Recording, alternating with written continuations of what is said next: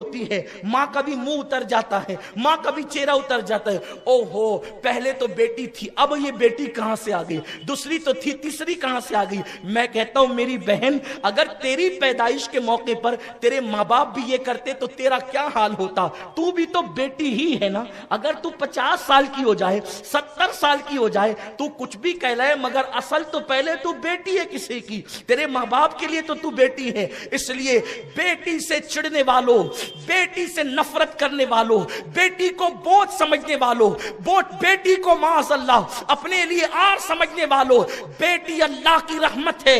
مصطفیٰ کریم رؤوف الرحیم صلی اللہ علیہ وآلہ وسلم ایک مرتبہ ایک سفر پہ تشریف لے جا رہے ہیں۔ آقا کریم صلی اللہ علیہ وسلم کے ساتھ حضور کے صحابہ بھی موجود ہیں۔ آقا کریم صلی اللہ علیہ وآلہ وسلم نے اپنی صحبت میں بٹھا کر صحابہ کا وہ تزکیہ کیا تھا کہ اب صحابہ کرام بھی غیب کے پردے سے دیکھ لیا کرتے تھے، صحابہ کی نظروں پر سے بھی پردے غیب اٹھ چکے تھے، بعض مقامات پر وہ بھی اس کا مشاہدہ کر لیا کرتے تھے۔ آقا کریم رؤوف الرحیم صلی اللہ علیہ وسلم کے ساتھ صحابہ جا رہے ہیں، جاتے ہوئے صحابہ نے عرض کیا، یا رسول اللہ صلی اللہ علیہ وسلم، ہمارے ماں باپ آپ پہ قربان، میرے آقا اس گھر سے نور چھن چھن کے نکل رہا ہے، یا رسول اللہ اس گھر سے نور چھن کے کیوں نکل رہا ہے؟ تو اللہ کے حبیب نے فرمایا، غیب داں نبی نے فرمایا، جا کے معلوم کرو، یا تو اس گھر میں کسی یتیم کی پرورش ہو رہی ہوگی، یا تو اس گھر میں بیٹی کی ولادت ہوئی ہوگی۔ آپ غور فرمائیں، جس گھر میں بیٹی کی ولادت ہوتی ہے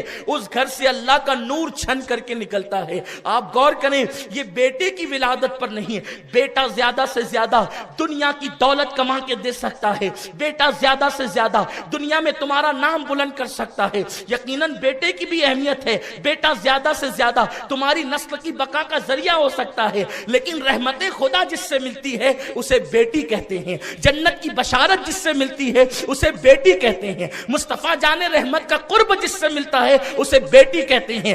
دنیا دار ممکن ہے اس کے نزدیک یہ اہمیت نہ ہو کہ نبی کا قرب ملتا ہے، جنت ملتی ہے، رحمت کی بشارت ملتی ہے، جنت کا مزدہ جافزہ ملتا ہے۔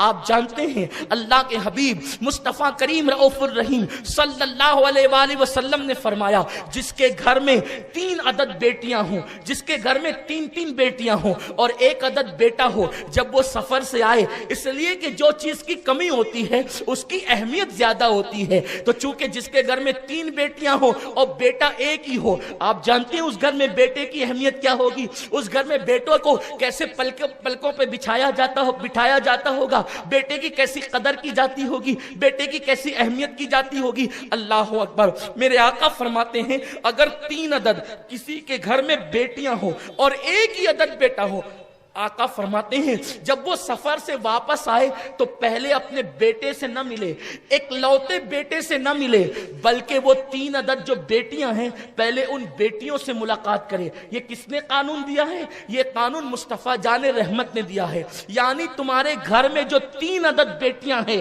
1 عدد ایک لوتے بیٹے سے پہلے مت ملنا، جب سفر سے آؤ تو پہلے اپنی بیٹیوں سے ملنا۔ اور آقا کریم صلی اللہ علیہ وسلم فرماتے ہیں اگر سفر میں تم نے کوئی تحفہ خریدا ہے اور تم کوئی تحفہ لائے ہو تو پہلے تحفہ بیٹے کو مت دینا، بلکہ تحفہ پہلے بیٹیوں کو دینا، اگرچہ وہ 3 ہو، ان کی تعداد زیادہ ہو، اگرچہ بیٹا اکلوتا ہو، تم جب سفر سے تحفہ لے کر کے آؤ تو پہلے بیٹے کو مت دینا۔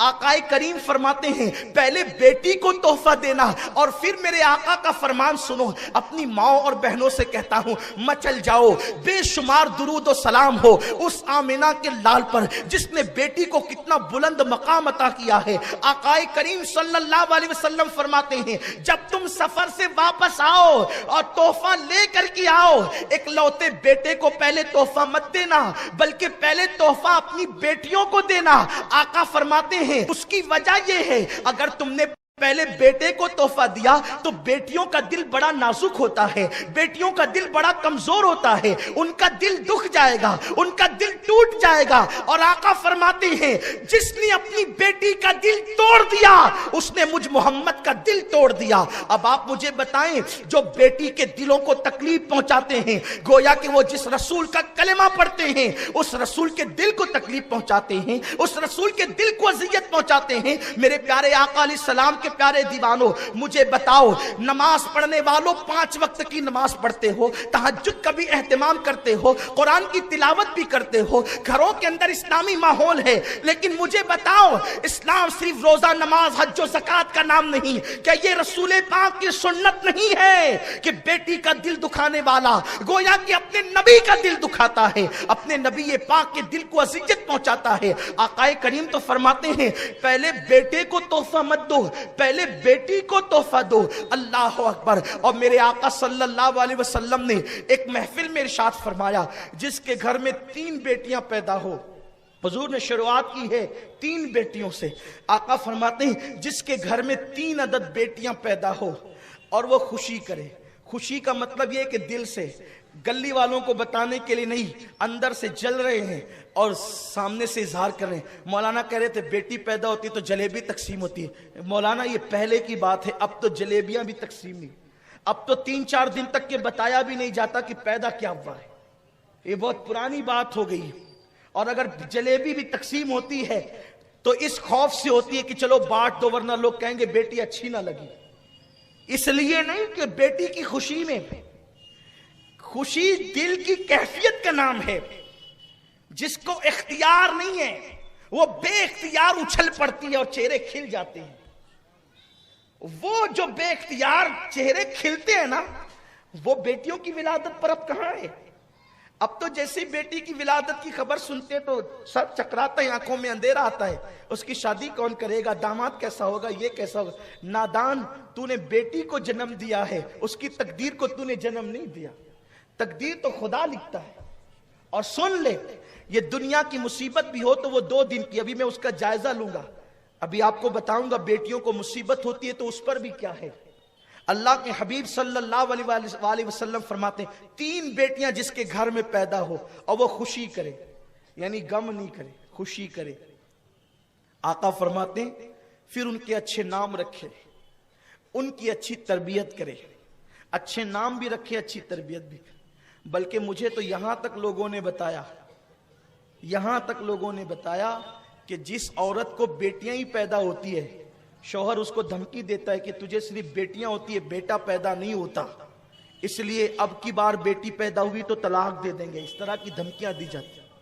बल्कि जिस घर में जिस बहू को बेटियां होती है, उन बहुओं को ताना दिया जाता है, तू तो बेटी की मां है। लेकिन आपको एक बात मैं बता दूं, बेटे और बेटी मां की तरफ से नहीं होते, बल्कि औलाद जो मिलती है वो बाप की तकदीर से मिलती। तो जो लोग औरतों को ताना देते हैं ना कि तुझे बेटियां ही पैदा होती है, औरत का कोई कसूर नहीं है, ये तो मजहब है ना, मजहब है, मजहब की तालीम है। ये क्या तालीम है मजहब की? मजहब की तालीम ये है कि बाप की तकदीर से औलाद मिलती है, क्योंकि औलाद का ताल्लुक किससे है? बाप से, क्योंकि वो बाप की पुश्त में ना। ये मजहब है। साइंस भी ये कहती है कि औरत के अंदर जो औलाद की पैदाइश के मादे हैं वो दोनों एक से है, एक समझाने के लिए एक से, और मर्द के यहां एक्स और वाई दोनों है।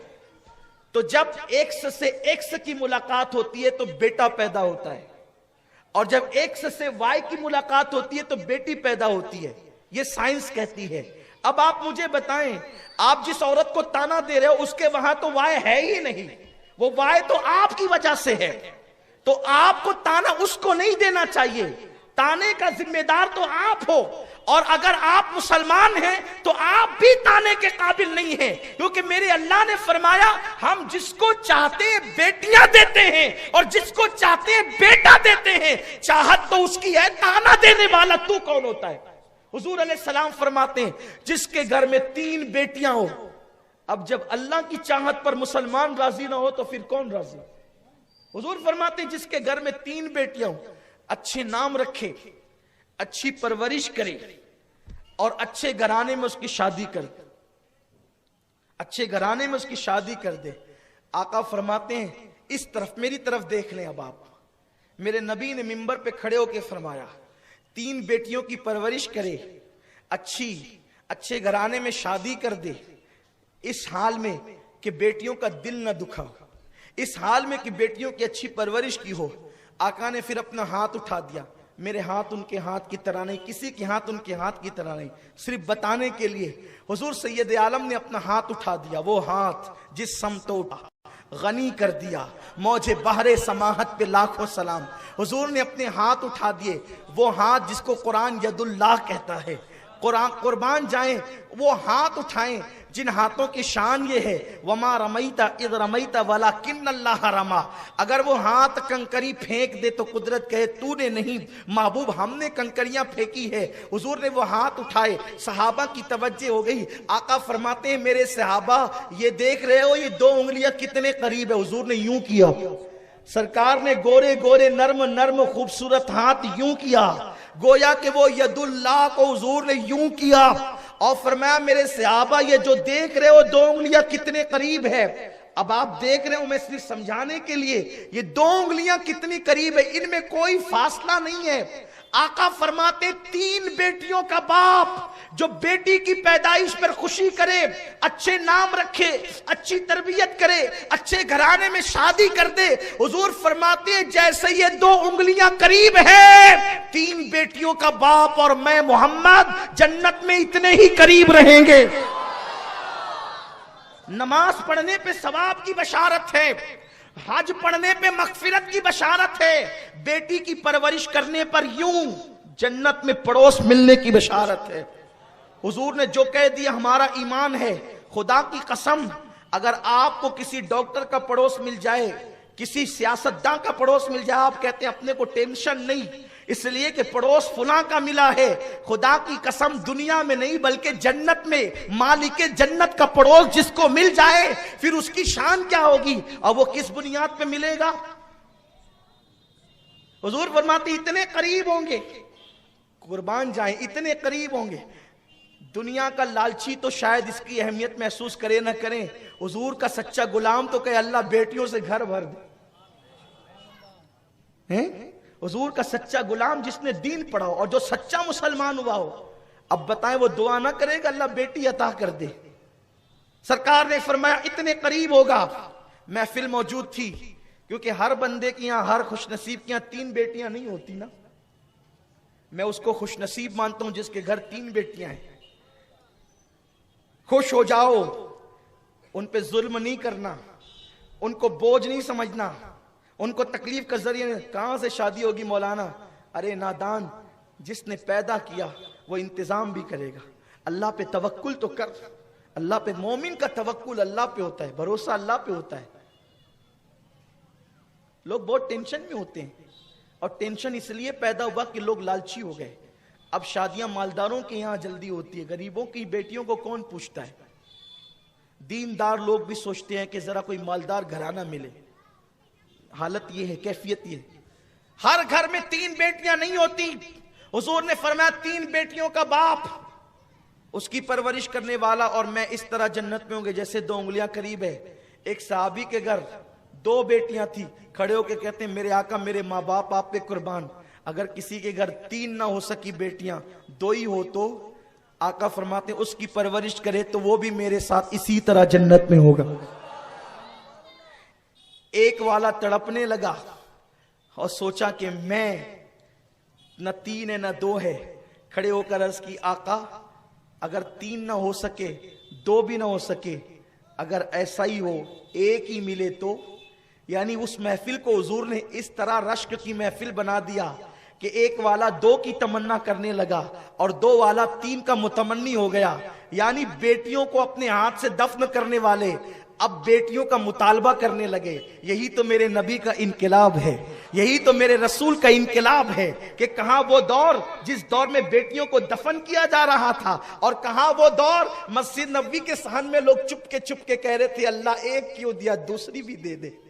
جو 2 والے تھے وہ کہتے تھے اللہ 2 کیوں، تیسری بھی دے دے. کون؟ جس نے اپنے ہاتھوں سے بیٹیاں دفن کی تھی. یہ انقلاب ہے مصطفیٰ کریم کا. حضور صرف مسجدوں کو آباد کرنے نہیں بلکہ بیٹیوں کی اہمیت بتانے بھی آئے تھے. ہم نے دین کا کچھ حصہ لیا, باقی دین چھوڑ دیا. یہ یہودیوں کا طریقہ ہے. دین مکمل یہ ہے جو حضور علیہ السلام لے کر آئے تھے. تو دو والے کو جنت کی بشارت ملی تو ایک والے نے چپکے سے عرض کیا, عبداللہ اور آمنہ کے لاڈلے, میرے ماں باپ تیرے ماں باپ پہ قربان اور میرے ماں باپ آپ کے قدموں پہ قربان. یا رسول اللہ, جس کے یہاں 3 نہ ہو سکے 2 کو بشارت, جس کے یہاں 2 نہ ہو سکے. آقا اگر کسی کو ایک ہی بیٹی ہو یا رسول اللہ تو اس کے لیے کیا ہے. میرے نبی کا دریائے کرم جوش میں تھا, فرمایا اگر کسی کے یہاں 2 نہ ہو سکے 3 نہ ہو سکے اور ایک ہی بیٹی ہو, ایک بیٹی کی پرورش پر بھی میں اس کو جنت کی بشارت دیتا ہوں. وہ میرے اتنے قریب ہوگا جیسے 2 انگلیاں آپس میں قریب ہے. حضور نے کس کو بشارت دی؟ بیٹے کے باپ کو نہیں, بیٹی کے باپ. آج تو اس کا سینہ تن جاتا ہے جو بیٹے کا بیٹا بھی دے تو خوش ہے, غم کی بات نہیں. بیٹے سے نسل چلتی ہے, بیٹے سے مشن چلتا ہے, بیٹا بھی ہونا چاہیے. لیکن آج ہم بیٹی کی فضیلت اس لیے بتا رہے ہیں کہ بیٹیاں بوجھ لگنے لگی ہیں ماں باپ.